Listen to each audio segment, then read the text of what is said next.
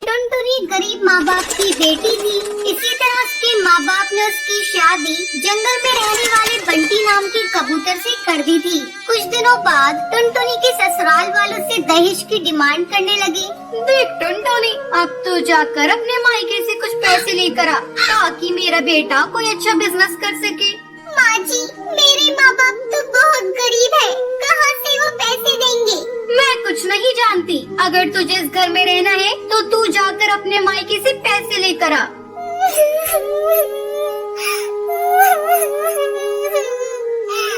ठीक है माँ जी, मैं जा रही हूँ, लेकिन मुझे नहीं लगता कि मेरे माँ बाप आपकी डिमांड को पूरा कर सकेंगे। अगर तू पैसे लेकर नहीं आएगी तो तू वहीं रह जाना, यहाँ आने की कोशिश भी मत करना। मेरा बेटा जवान है, मैं उसकी दूसरी शादी कर दूंगी। मजबूरी में टुनटुनी अपने मायके जाती है, लेकिन अपने माँ बाप की हालत देखकर वो उनसे कुछ कहती नहीं है। एक दिन टुनटुनी को उल्टी होने लगती है। क्या हुआ बेटा, तुझे उल्टियाँ क्यों हो रही हैं? बेटा, मुझे ऐसा लग रहा है जैसे तू माँ बनने वाली है। ये सुनकर टुनटुनी चिंतित हो जाती है और अगले ही दिन अपने ससुराल जाती है। आ बहुआ, ये ले मिठाई खा। तेरी माँ ने पैसे दिए हैं ना, मैं कल ही बंटी का नया बिजनेस शुरू करवा दूंगी।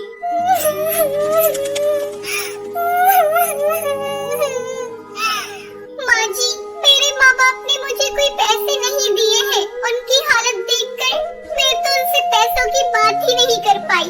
तू यहाँ क्यों खड़ी है? चल निकल मेरे घर से। अब मैं अपनी बेटी की दूसरी शादी किसी पैसे वाली चिड़िया के घर में करूँगी। ऐसा कहकर टुनटुनी की सास बबली कबूतरी उसे धक्के मारकर घर से बाहर निकाल देती है। टुनटुनी रोती रोती अपने मायके जाती है और समय आने पर एक नन्ही चिड़िया को जन्म देती है। टुनटुनी दूसरों के घरों में झाड़ू पोछा करके अपनी बच्ची को पालने लगती है। ऐसे ही कई साल गुजर जाते हैं। एक दिन जब टुनटुनी की बेटी भूरी स्कूल से घर आती है। माँ, ये देखो मेरे जूते फट चुके हैं। मेरी सहेलियाँ मेरा मजाक उड़ाती हैं। मुझे नए जूते ला कर दो, तभी मैं स्कूल जाऊंगी। ठीक है बेटा, मैं ला दूंगी, लेकिन 1-2 दिन रुक जा। जैसे ही मुझे महीने के पैसे मिलेंगे, मैं तुझे खरीद कर ला दूंगी। ठीक है माँ, मैं 2 दिनों तक इंतजार कर लूंगी। अगर तुमने मेरे नए जूते नहीं लाए तो फिर मैं स्कूल नहीं जाऊंगी। 2 दिनों बाद जब टुनटुनी भूरी के लिए जूते खरीद कर लाती है, भूरी उसे देखकर खुश हो जाती है। माँ, ये जूते तो बहुत सुंदर है। मैं अभी अपनी सहेली को दिखा कर आती हूँ। इसी तरह समय गुजरने लगता है। भूरी अब बड़ी हो जाती है। टुनटुनी को भूरी की शादी की चिंता सताने लगती है। अब भूरी शादी के लायक हो गई है। मुझे कोई अच्छा चिड़ा देखकर उसकी शादी कर देनी होगी। ऐसे में एक दिन भूरी टुनटुनी के पास आकर उसे बताती है। माँ, मैं नदी पार जंगल में काम करने वाली एक कालू कौवे से प्यार करती हूँ। तुम कहो तो मैं उसे लाकर तुमसे मिलवा दूँ। ठीक है बेटा, तुम्हारी जैसी मर्जी। अगर तू उस कौवे के साथ खुश है तो मैं भी खुश हूँ। भूरी उस कालू कौवे को टुनटुनी से मिलवाती है। जल्दी इन दोनों की शादी की तारीख पक्की हो जाती है। एक दिन भूरी जब अपने बॉयफ्रेंड कालू के साथ घूम रही थी, तभी उसके हवाई मोटर का एक्सीडेंट हो जाता है और इस हादसे में भूरी की आंखों की रोशनी चली जाती है। तब टुनटुनी डॉक्टर से कहती है,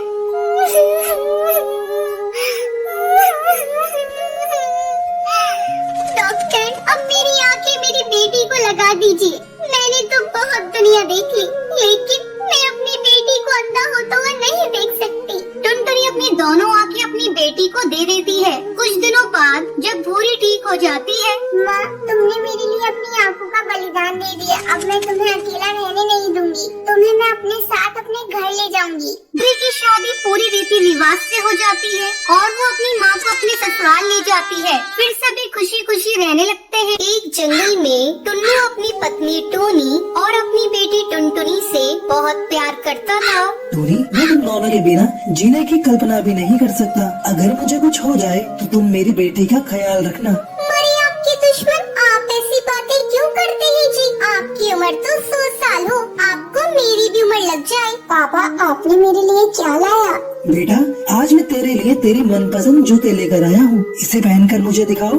टुनटुनी जूते पहनकर टुन्नू को दिखाती है। पापा ये जूते तो बहुत सुंदर हैं। मैं कल इसे अपनी सहेलियों को दिखाऊंगी।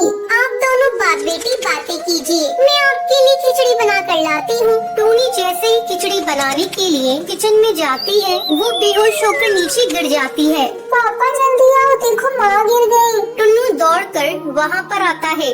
अरे ये टूनी को क्या हो गया? मैं अभी डॉक्टर को लेकर आता हूँ। टुन्नू डॉक्टर को घर लेकर आता है। डॉक्टर टूनी का चेकअप करती है। बधाई हो, आपकी पत्नी माँ बनने वाली है। अब आपको इनका बहुत ख्याल रखना होगा। डॉक्टर के जाने के बाद टुनटुनी बेटा, अब तुम्हारा भाई आने वाला है। मेरे ऑफिस जाने के बाद तुझे ही तेरी माँ का ख्याल रखना है। ठीक है पापा, अब मैं माँ का ख्याल रखूंगी। उन्हें एक भी काम नहीं करने दूंगी। क्यों? मुझे क्या हुआ है? मैं काम क्यों नहीं करूँगी? माँ, डॉक्टर ने आपको आराम करने को कहा है। मैं कुछ नहीं जानती, मैं आपकी एक भी नहीं सुनूंगी। अब से घर का सारा काम मैं करूँगी। मैं अभी जाकर पापा के लिए खिचड़ी बना कर लाती हूँ। अच्छा मेरी माँ, जा और संभाल कर बनाना। टुनटुनी खिचड़ी बनाने जाती है। अरे क्या तोड़ दिया? जरा संभाल कर काम करो। वो कुछ नहीं माँ, चावल का डब्बा नीचे गिर गया था। थोड़ी देर बाद टुनटुनी खिचड़ी बनाकर लाती है। पापा ये लो खिचड़ी, और खाकर बताओ ना कैसी बनी है। टुन्नू खिचड़ी खाता है। खिचड़ी तो बहुत अच्छी बनी है। टूनी तुम भी खिचड़ी खाकर देखो। वाकई टुनटुनी ने खिचड़ी बहुत अच्छी बनाई है। माँ, आज रात का खाना मैं ही बनाऊंगी। बेटा मैं बना लूंगी, तुम इतनी परेशान मत हो। नहीं माँ, तुम आराम करो, मैं कुछ भी बनाकर पापा को खिला दूंगी। तुम भी खा लेना। धीरे धीरे समय गुजरने लगता है। टुनटुनी टूनी को कुछ भी काम करने नहीं देती थी। टूनी की माँ मीनू चिड़िया उसके घर आती है। टुन्नू बेटा, मैं टुनटुनी और टूनी को अपने घर ले जाना चाहती हूँ। ये छोटी सी बच्ची कब तक अपनी माँ की देखभाल करती रहेगी? नहीं माँ, मुझे मायके नहीं जाना। यहाँ टुन्नू और टुनटुनी मेरी बहुत अच्छी तरह से देखभाल कर रहे हैं। मेरी बेटी बहुत सियानी हो गई है, वो मुझसे बहुत प्यार करती है। अच्छा ठीक है टोनी, जब बच्चा हो जाएगा तब मायके आ जाना। ठीक है, मैं अब चल रही हूँ। एक दिन अचानक टूनी के पेट में दर्द होने लगता है। उस समय टुन्नू जंगल लकड़ियाँ लेने गया था। घर पर अकेली सिर्फ टूनी और टुनटुनी ही थी। टुनटुनी बेटा, मेरे पेट में बहुत जोरों का दर्द हो रहा है, मुझे जल्दी से अस्पताल ले चल।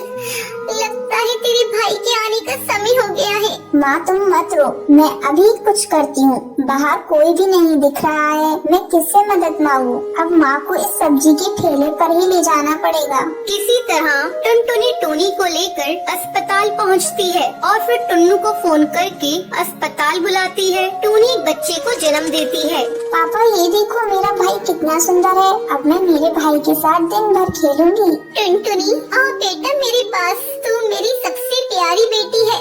ये सब कुछ तेरे ही कारण संभव हुआ है। टुनटुनी टूनी के गले लग जाती है और सब खुशी खुशी घर आ जाते हैं। तो ये थी आज की कहानी। दोस्तों, आज के लक्की विनर्स के नाम ये रहे आपकी स्क्रीन पर। आज का सवाल ये है, टुनटुनी टुन्नू के लिए क्या बनाती है? अगर आपको पता है तो आप हमें कमेंट करके जरूर बताएं। लक्की विनर के नाम कल की वीडियो में दिखाए जाएंगे। अगर आपको ये वीडियो पसंद आई हो तो इसे लाइक और ऐसी कहानियाँ देखने के लिए मेरे चैनल को सब्सक्राइब करना न भूलें। टुन्नू चुड़ा कड़कनाथ सेठ के यहाँ काम करता था। अचानक एक दिन उसका सेठ कुछ पक्षियों को अपने ऑफिस से निकाल देता है। उन कुछ पक्षियों में टुन्नू का भी नाम था। सेठ, आप इस तरह हम पक्षियों को काम से नहीं निकाल सकते। हम लोग आपकी ईंट से ईंट बजा देंगे।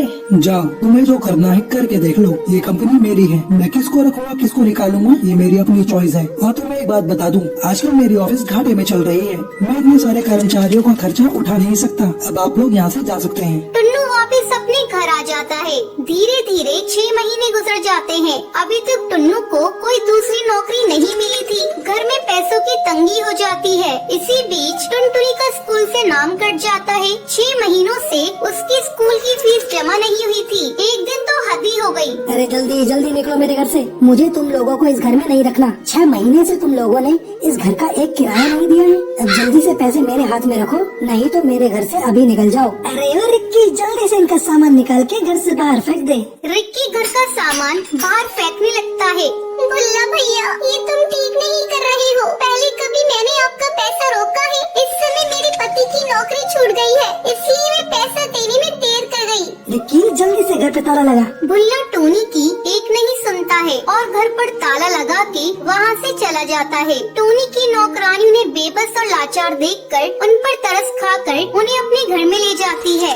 मालकिन, आज से मेरे गरीब खाने को अपने घर समझिए। यही पास के एक घर में मैं झाड़ू पोंछा करती हूँ, वो काम आप कर लीजिए। आपको कुछ पैसे मिल जाएंगे तो राहत होगी। हारी, तू ठीक कह रही है। अब वो पहले वाले दिन तो रही नहीं मेरे। मैं कहीं काम कर लूंगी तो बच्चों की देखभाल करूंगी, तब तक टुन्नू जी भी कोई काम ढूंढ लेंगे। एक दिन जब टूनी झाड़ू पोंछा कर रही थी तो वो देखती है कि मकान मालकिन की लड़की एक आवारा लड़के के साथ बात कर रही है। उस समय मकान मालकिन भी घर पर नहीं थी। अरे ओ टोनी, मेरे दोस्त के लिए चाय नाश्ता लेकर आना तो। अभी लाई बेबी जी। जब वो लड़का चला जाता है, बेबी जी आप जानती हैं ये लड़का बहुत आवारा है, आप इससे मत मिला जुला कीजिए। खबरदार जो तुम मेरे मामले में बोली तो, और हाँ इस बात को मेरी मम्मी को मत बताना, नहीं तो तुम्हारी खैर नहीं।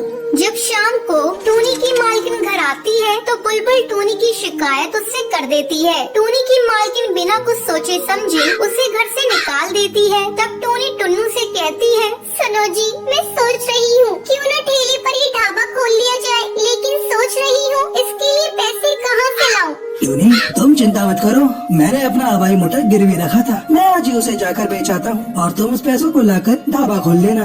हाँ जी, अगर भगवान ने चाहा तो अपने बुरे दिन जल्दी ही गुजर जाएंगे। आप जल्दी जाइए और जल्दी से पैसे लेकर आइए। टुन्नू अपना हवाई मोटर बेच देता है और उन पैसों से टोनी अपना ढाबा खोल लेती है। टूनी, तुम्हारे हाथ के बने कड़ी और चावल बहुत ही स्वादिष्ट है। आज तक मैंने ऐसे कड़ी और चावल कहीं नहीं खाए। हाँ हाँ बहन, तुम बिल्कुल सही कह रही हो और दाम भी बहुत कम है। धीरे धीरे टूनी के ढाबे पर भीड़ लगने लगती है। टूनी इतनी दयालु थी कि वो गरीबों को मुफ्त में खाना खिलाती थी। टूनी की अच्छी कमाई हो रही थी। एक दिन टूनी ढाबे का सामान लेने बाजार जा रही थी। तभी वो देखती है, अरे ये गुंडा मवाली तो मालकिन की बेटी से जबरदस्ती कर रहा है। मैं कैसे मालकिन की बेटी को इससे बचाऊं? टुन्नू को यहाँ फोन करके बुलाती हूँ। टूनी टुन्नू को फोन करके बुलाती है। क्या हुआ टूनी, तुम घबराई हुई क्यों? टुन्नू जी, आप ढाबे के पास पीपल वाली पेड़ पर आ जाइए। वहाँ एक गुंडा मालकिन की बेटी से बदतमीजी कर रहा है। साथ में 2-4 पुलिस वालों को लेते आइएगा। टूनी, तुम घबराओ मत, मैं अभी आया। टुन्नू जल्दी इंस्पेक्टर को लेकर वहाँ पहुँच जाता है। इंस्पेक्टर साहब, जल्दी से इस गुंडे को गिरफ्तार कर लीजिए। इंस्पेक्टर जल्दी से उस कालू बदमाश को गिरफ्तार कर लेता है। तब बुलबुल, टोनी बहन मुझे माफ कर दे, मैंने तेरे साथ बहुत बुरा किया था। इतनी देर में बुलबुल की माँ भी वहाँ पहुँच जाती है। टोनी, आज तूने मेरी बेटी को बचाकर बहुत बड़ा उपकार किया है मेरे ऊपर। मैं भी तुम्हारे ऊपर एक उपकार करना चाहती हूँ। मैं अपना कुछ पैसा तुम्हारे ढाबे में लगाना चाहती हूँ। अब तुम एक ढाबे की जगह एक बड़ा होटल खोल लो। टोनी, ना मत कहना, मुझे बड़ी खुशी होगी। मालकिन, आज आपकी वजह से मेरा सपना साकार हुआ है। इस होटल का उद्घाटन आप ही करेंगी। हाँ हाँ टोनी, क्यों नहीं। तुम जैसे नेक और भली चिड़िया की मदद करके मुझे बहुत बड़ी खुशी मिली। अब बिना समय गवाए होटल का उद्घाटन करते हैं। टोनी के अब गरीबी के दिन कट चुके थे। अब वो हंसी खुशी अपने परिवार के साथ जीवन बिताने लगी थी।